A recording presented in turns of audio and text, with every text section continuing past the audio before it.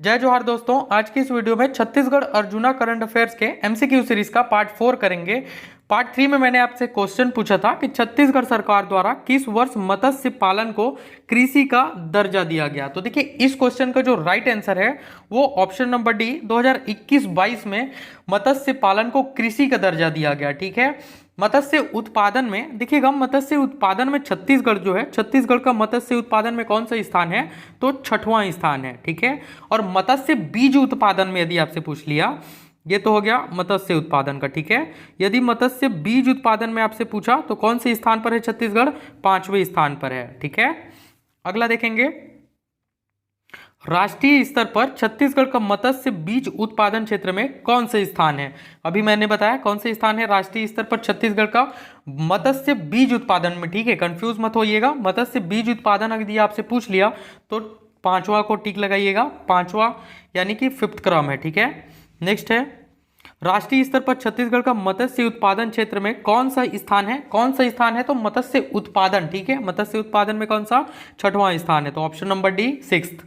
Next है, प्रदेश के किस स्थान में मछली पालन की क्लस्टर आधारित खेती विकसित की जा रही है, कहां पर, तो देखिए कोयली बेड़ा में विकसित किया जा रहा है। ऑप्शन नंबर ए कोयली बेड़ा इसका राइट आंसर है। और कोयली बेड़ा जो है ये कांकेर जिला में स्थित है, कांकेर जिला में स्थित है कोयली बेड़ा। अगला देखेंगे, भारतीय रबर मिशन के अंतर्गत प्रदेश के किस एक जिले में शामिल किया गया है। ऑप्शन है कोंडागांव, कांकेर, बस्तर या फिर दंतेवाड़ा। कौन सा जिला है जिसे भारतीय रबर मिशन के अंतर्गत प्रदेश के अंतर्गत शामिल किया गया है। ठीक है, कौन सा जिला, तो बस्तर जिला को शामिल किया गया है। बस्तर जिला में छत्तीसगढ़ का पहला जिला है बस्तर, जहां पर रबर की खेती की जाती है। ठीक है, और यहाँ जो रबर की खेती की जाती है ये केरल के तर्ज पर, केरल के तर्ज पर यहाँ पर रबर की खेती की जाती है। ठीक है, अगला देखेंगे, भारतीय रबर अनुसंधान संस्थान RRII का मुख्यालय कहाँ है। देखिए, भारतीय रबर अनुसंधान संस्थान, इसका जो मुख्यालय है ये आपका कोट्टायम में है, और कोट्टायम जो कि केरल में स्थित है। नेक्स्ट है, केंद्र सरकार द्वारा रबी विपणन वर्ष 2024-25 के लिए सरसों का न्यूनतम समर्थन मूल्य कितना निर्धारित है। देखिए, सरसों का जो न्यूनतम MSP जो निर्धारित किया गया है वो 5,650 रुपये प्रति क्विंटल निर्धारित किया गया है। राइट आंसर कौन सा होगा, 5,650, ऑप्शन नंबर डी। नेक्स्ट है, विपणन वर्ष 2023-24 के लिए कोदो का न्यूनतम समर्थन मूल्य MSP कितना निर्धारित है। ऑप्शन है 3,000 प्रति क्विंटल, 3200 रुपये प्रति क्विंटल, 3,350 रुपये प्रति क्विंटल या फिर 3,300 प्रति क्विंटल। तो राइट आंसर कौन सा हो जाएगा, 3,200 रुपये प्रति क्विंटल, ऑप्शन नंबर बी, 3,200 रुपये प्रति क्विंटल कोदो का न्यूनतम समर्थन मूल्य निर्धारित किया गया है। नेक्स्ट है, विपणन वर्ष 2023-24 के लिए कुटकी का न्यूनतम समर्थन मूल्य MSP कितना निर्धारित है। ऑप्शन है 3,000, 3,200, 3,100 या फिर 3,350 प्रति क्विंटल। राइट आंसर कौन सा हो जाएगा, 3,350 रुपये प्रति क्विंटल जो है वो कुटकी का न्यूनतम समर्थन मूल्य निर्धारित है। नेक्स्ट है, सूची 1 खरीफ फसल को सूची 2 समर्थन मूल्य से सुमेलित कीजिए। तो देखेंगे हम लोग तुअर या फिर अरहर, इसका समर्थन मूल्य कितना है। ठीक है, तो देखिए तुअर का जो समर्थन मूल्य है वो, तुअर अरहर का समर्थन मूल्य कितना है, 7,000 रुपये है, यानी इसका क्या हो जाएगा, ऑप्शन 1 ही हो जाएगा। और मूंग का जो समर्थन मूल्य है, मूंग का 8,558, इसका बी हो जाएगा। उड़द का समर्थन मूल्य, तो उड़द का समर्थन मूल्य 6,950 प्रति क्विंटल।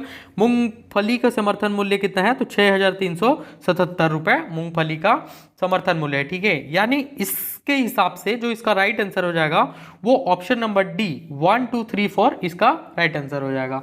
अगला देखेंगे, ESG ग्लोबल कॉन्फ्रेंस में पृथ्वी अवार्ड ESG रिसर्च फाउंडेशन द्वारा पृथ्वी अवार्ड 2023 का पर्यावरण, सामाजिक कल्याण व सुशासन के क्षेत्र में उत्कृष्ट कार्य करने के लिए सरकारी श्रेणी पुरस्कार प्रदान किया गया है। किसको, तो राइट आंसर है इसका छत्तीसगढ़ राज्य लघु वनोपज संघ। ठीक है, इसको पुरस्कृत किया गया है। अगला देखेंगे, ESG ग्लोबल कॉन्फ्रेंस में पृथ्वी अवार्ड ESG रिसर्च फाउंडेशन द्वारा पृथ्वी अवार्ड 2023 का ग्रामीण विकास और आर्थिक सशक्तिकरण को बढ़ावा देने के लिए गैर सरकारी संगठन स्वयं सेवक श्रेणी पुरस्कार कुल कितने स्वयं सहायता समूह को प्रदान किया गया है? तो देखिए ऑप्शन है 2, 3, 4 या फिर 5। तो राइट आंसर कौन सा हो जाएगा? Option number A 2। 2 स्वयं सहायता समूह को प्रदान किया गया है, ठीक है। सूची 1 रबी फसल को सूची 2 समर्थन मूल्य से सुमेलित कीजिए। देखेंगे हम लोग रबी फसल कौन सा है, तो गेहूं। देखिए गेहूं का जो समर्थन मूल्य है वो आपका 2275 रुपए है। गेहूं का समर्थन मूल्य कितना है? 2275 रुपए गेहूं का समर्थन मूल्य है। इसके बाद है जौ। तो देखिए जौ का जो समर्थन मूल्य है वो 1850 रुपए, यानी इसका थर्ड हो जाएगा। 1850 रुपए प्रति क्विंटल गेहूं जौ का समर्थन मूल्य है। इसके बाद है चना। तो देखिए चना का जो समर्थन मूल्य है 5440 रुपए प्रति क्विंटल चना का समर्थन मूल्य है। इसके बाद है हमारा मसूर। तो देखिए मसूर का जो समर्थन मूल्य है 6425 रुपए प्रति क्विंटल मसूर का समर्थन मूल्य है, यानी इसका जो राइट आंसर होगा वो ऑप्शन नंबर डी हो जाएगा 1342, ठीक है। Society of energy engineers and managers द्वारा ऊर्जा संरक्षण के क्षेत्र में राष्ट्रीय स्तर पर सर्वश्रेष्ठ दर्शन स्टार परफॉर्मेंस अवार्ड 2023 पुरस्कार प्रदान किया गया है। ऑप्शन है छत्तीसगढ़ राज्य अक्षय ऊर्जा विकास अभिकरण, बी छत्तीसगढ़ राज्य विद्युत वितरण कंपनी लिमिटेड, सी छत्तीसगढ़ राज्य पावर ट्रेडिंग कंपनी मर्यादित, या फिर डी छत्तीसगढ़ राज्य विद्युत उत्पादन कंपनी। तो देखिए इसका जो राइट आंसर है वो है ऑप्शन नंबर ए छत्तीसगढ़ राज्य अक्षय ऊर्जा विकास अभिकरण को, ठीक है।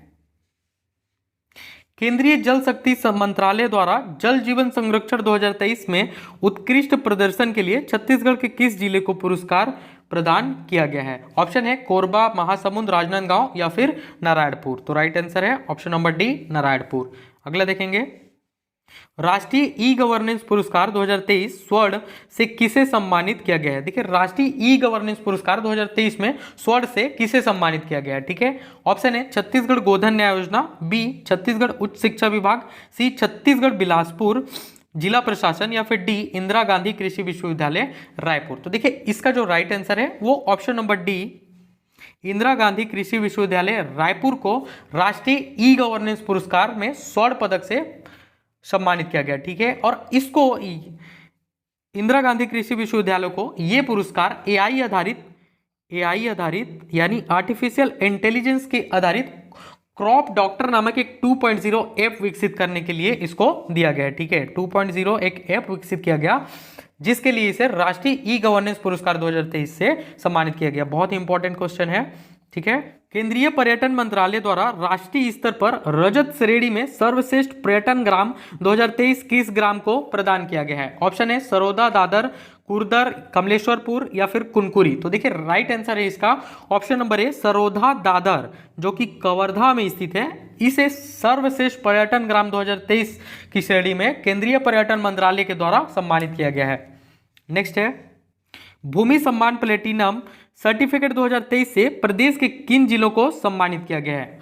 तो इसका राइट आंसर है ऑप्शन नंबर बी बेमेतरा और सरगुजा, ठीक है। ये और बेमेतरा और सरगुजा को ये जो सम्मान मिला वो भूमि प्रबंधन और प्रशासन के लिए भूमि प्रबंधन और प्रशासन के लिए बेमेतरा और सरगुजा को भूमि सम्मान प्लेटिनम सर्टिफिकेट 2023 से सम्मानित किया गया है। क्रॉप डॉक्टर 2.0 ऐप का संबंध है। देखिए क्रॉप डॉक्टर 2.0 जो ऐप है इसका संबंध कृषि क्षेत्र से है। ऑप्शन नंबर ए कृषि क्षेत्र से संबंधित है क्रॉप डॉक्टर 2.0 ऐप, ठीक है। और ये आर्टिफिशियल इंटेलिजेंस पर आधारित है। क्रॉप डॉक्टर 2.0 जो ऐप है ये एक आर्टिफिशियल इंटेलिजेंस पर आधारित है। अगला देखेंगे राष्ट्रीय मूलभूत पशुपालन सांख्यिकी 2023 के अनुसार भारत में प्रति व्यक्ति दुग्ध उपलब्धता कितनी है? ऑप्शन है 321 ग्राम प्रतिदिन, 387 ग्राम प्रतिदिन, 423 ग्राम प्रतिदिन या फिर डी 459 ग्राम प्रतिदिन। तो इसका राइट आंसर है 321 ग्राम प्रतिदिन। ऑप्शन नंबर ए 321 ग्राम प्रतिदिन, ठीक है।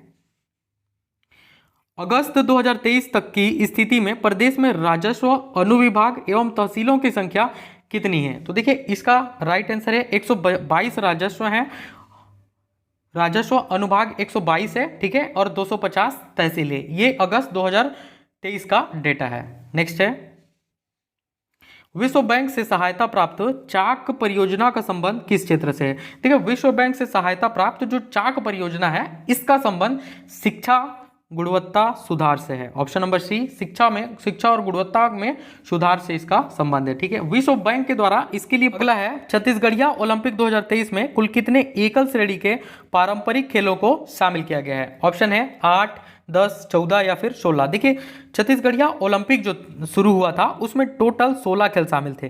टोटल कितने खेल शामिल थे? 16 खेल शामिल थे, जिसमें एकल श्रेणी में 8। तो इसका राइट आंसर कौन सा हो जाएगा? 8 हो जाएगा। ठीक है, देखिए, छत्तीसगढ़िया ओलंपिक जो था इसकी शुरुआत हुई 17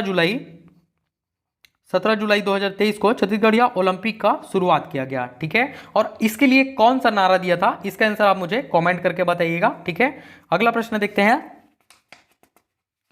अगला है, नीति आयोग की रिपोर्ट के अनुसार छत्तीसगढ़ से कितनी संख्या में लोग बहुआयामी गरीबी से बाहर निकले हैं? लगभग में पूछा है। ठीक है, तो इसका राइट आंसर कौन सा है? ऑप्शन नंबर डी, 40 लाख लोग। अगला है, छत्तीसगढ़ राज्य औद्योगिक विकास निगम का अध्यक्ष की नियुक्ति किया गया है। ऑप्शन श्री नंद कुमार साय, श्री गिरीश चंदेल, श्री मोहन मरकाम या फिर डी श्री प्रेम साय टेकाम। तो इसका राइट आंसर है option number A, Shri Nand Kumar Sai जी को औद्योगिक विकास निगम का अध्यक्ष नियुक्त किया गया है। नेक्स्ट है, हाल ही में रामपुर जलाशय में लिथियम भंडार होने की पुष्टि की गई है। यह जलाशय किस जिले में स्थित है? देखिए, जो रामपुर जलाशय है ये आपका कोरबा में स्थित है। कहाँ स्थित है रामपुर जलाशय? तो कोरबा में स्थित है। अगला देखेंगे, छत्तीसगढ़िया ओलंपिक 2023 का शुभंकर किसे बनाया गया है? ऑप्शन है वन भैंसा, पठरू, बछरू या फिर टाइगर बॉय चेदरू। तो राइट आंसर कौन सा हो जाएगा? ऑप्शन नंबर सी, बछरू। छत्तीसगढ़िया ओलंपिक 2023 का जो शुभंकर है वो बछरू को बनाया गया है। और 2023 का जो शुभारंभ हुआ, छत्तीसगढ़िया ओलंपिक 2023 का शुभारंभ कब हुआ? तो याद रखिएगा 17 जुलाई से लेकर कब तक चला ये गेम? 17 जुलाई को प्रारंभ हुआ था ये गेम और 27 सितंबर को खत्म हुआ, 27 सितंबर को। ठीक है, अगला है, 24 अगस्त 2023 लखनऊ में डिजिटल नवाचार में उत्कृष्ट परियोजना वर्ग का पुरस्कार प्रदेश के किस योजना को प्रदान किया गया? कौन सी योजना को प्रदान किया गया? तो मुख्यमंत्री मितान योजना को। ऑप्शन नंबर बी, मुख्यमंत्री मितान योजना। अगला है, छत्तीसगढ़ लघु वनोपज संघ द्वारा समर्थन मूल्य पर प्रदेश के कुल कितने लघु वनोपजों की खरीदी की जाती है? ऑप्शन है 57 प्रकार, बी 61 प्रकार, सी 65 प्रकार या फिर डी 67 टाइप्स। तो इसका right answer option number D, 67 प्रकार के लघु वनोपजों की खरीदी अभी की जा रही है। नेक्स्ट है, छत्तीसगढ़ राज्य महिला उद्यमिता नीति लागू की गई। देखिए, छत्तीसगढ़ राज्य महिला उद्यमिता नीति जो है वो आपका वर्ष 2023 से वर्ष 2028 तक लागू की गई है। ठीक है, अगला है, भारतीय कृषि अनुसंधान परिषद द्वारा इंदिरा गांधी कृषि विश्वविद्यालय रायपुर को किस परियोजना के तहत देश का सर्वश्रेष्ठ केंद्र पुरस्कार प्रदान किया गया है? ऑप्शन है कुसुम परियोजना, बी मुल्लार्प परियोजना, सी राष्ट्रीय कृषि नवोन्मेषी परियोजना या फिर डी जैविक खेती परियोजना। इसका आंसर आप मुझे कमेंट करके जरूर बताइएगा। Thank you.